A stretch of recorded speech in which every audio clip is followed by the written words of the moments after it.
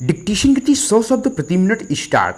महोदय, बच्चों को जो ज्ञान प्राप्त हो वह अनुभव से प्राप्त हो, ना कि केवल स्मरण शक्ति पर आश्रित रहकर रटाई द्वारा। उन्होंने सोचा था और उच्चतम शिक्षा शास्त्रियों का भी यही विचार है कि इस प्रकार से प्राप्त ज्ञान बच्चों में जागरूकता, कार्यकुशलता, स्वतंत्र भावना पैदा करता है, जो इस जीवन के संग्राम में बहुत सहायक हो सकता है। दूसरा मौलिक विचार उनका यह था कि इस प्रकार की शिक्षा इस देश के लिए अनुकूल ही नहीं बल्कि अनिवार्य है। बच्चों से जो कुछ भी काम कराया जाए वह उत्पादक काम हो और उससे जो कुछ भी पैदा हो उससे शिक्षा का व्यय यदि पूरा नहीं तो अधिकांश निकल सके, क्योंकि यदि शिक्षा का व्यय दूसरे प्रकार से निकालने का प्रयत्न किया जाएगा तो वह बोझ इतना बड़ा होगा कि शिक्षा सार्वजनिक नहीं बन सकेगी।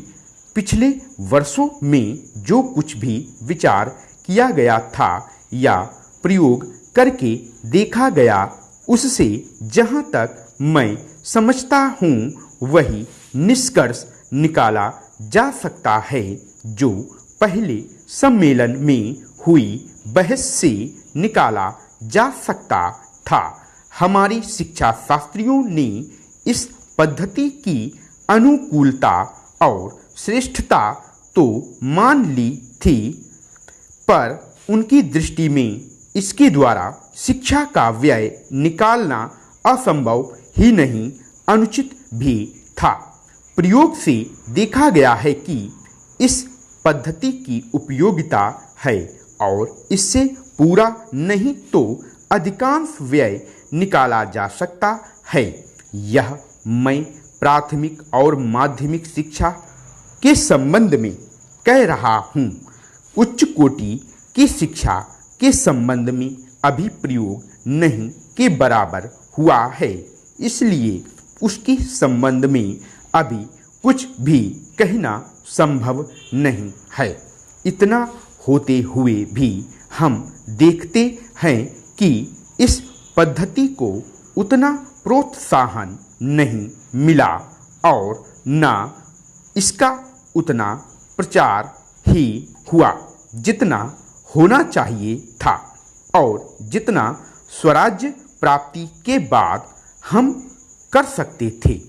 इसका कारण जहाँ तक मैं समझता हूँ यही है कि इसकी उपयोगिता प्रमाणित होने पर भी पुरानी पद्धति पर जो आस्था थी वह अभी दूर नहीं हुई है और इसी कारण शिक्षा के काम में जो व्यक्ति लगे हुए हैं उनका ना तो इस ओर ध्यान गया है और ना उन्होंने इस विषय पर गहराई से चिंतन ही किया है। आज भी हम इतना ही कह सकते हैं कि इस पद्धति का अभी केवल प्रयोग ही किया जा रहा है।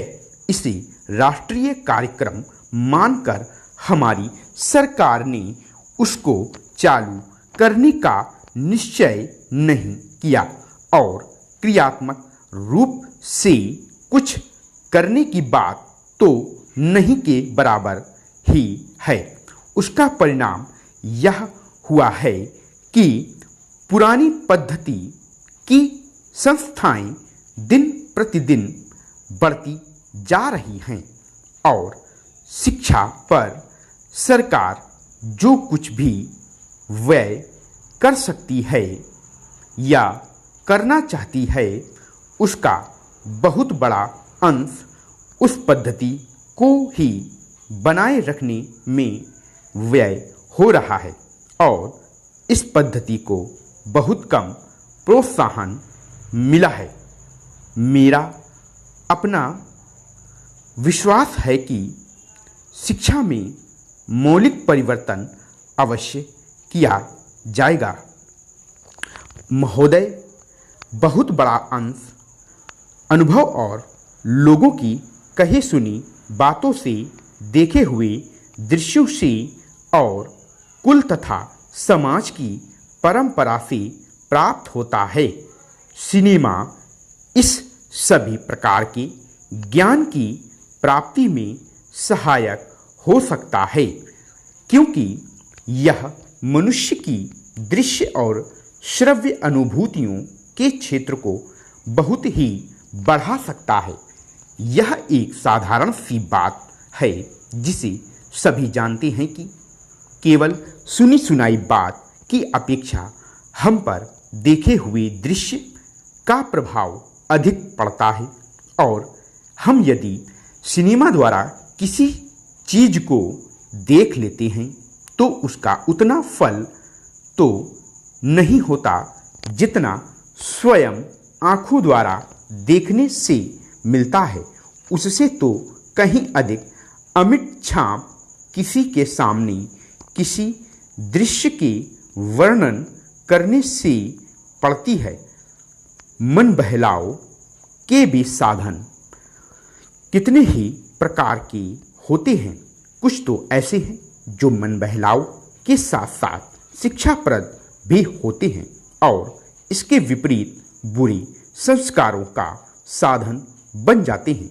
मैं स्वयं यह दावा नहीं कर सकता कि मैंने बहुत सी फिल्में देखी हैं।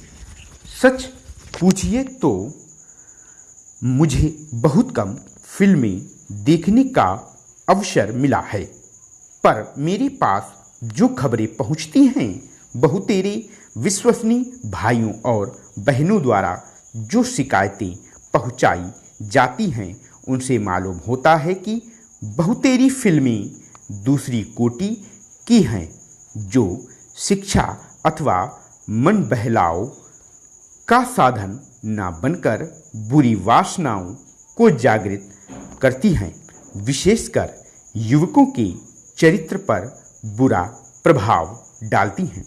हो सकता है कि इस प्रकार की फिल्में अधिक लोकप्रिय होती हों, उनके द्वारा अधिक पैसे कमाए जा सकते हों।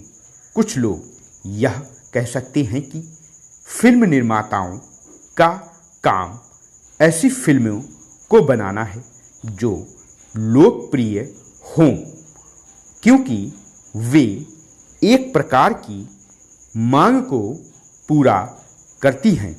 यह भी कहा जा सकता है कि फिल्मों का ध्येय मन बहलाव ही है। उसको तो तभी सफल मानना चाहिए जब फिल्में उन लोगों का मन बहला सकें जिन लोगों के लिए बनाई गई हों। ये सब बातें बहस के रूप में कही जा सकती हैं, पर मैं चाहूँगा कि कोई भी सिनेमा हो अथवा फिल्म के बनाने वाले हों, वे यदि अपना कर्तव्य समाज सेवा समझते हैं और उन्हें ऐसा समझना भी चाहिए, तो उन सब के लिए ये सब बातें यदि अग्राह्य नहीं तो गौण अवश्य हैं, और उनका मुख्य उद्देश्य तो सेवा ही होना चाहिए। सेवा तभी तक सेवा रहती है जब तक वह सेव का हित करे, ना कि उसे गिराए। इसलिए मैं चाहूँगा कि फिल्म बनाने वाले इस पर विचार करें कि उनका उद्देश्य क्या है। उद्देश्य सेवा ही होना चाहिए, और सेवा के साथ साथ यदि धनोपार्जन भी हो जाए तो निर्दोष है। यदि धनोपार्जन ही उद्देश्य हो और सेवा ना हो तो वह अग्राह्य होना चाहिए। यदि मनुष्य अपने स्वार्थवश कुछ ऐसा काम करता है जो उसके व्यक्तिगत लाभ के लिए तो ठीक हो, पर जिससे समाज को हानि पहुंचती हो, तो उसे रोकना पड़ता है। स्टॉप।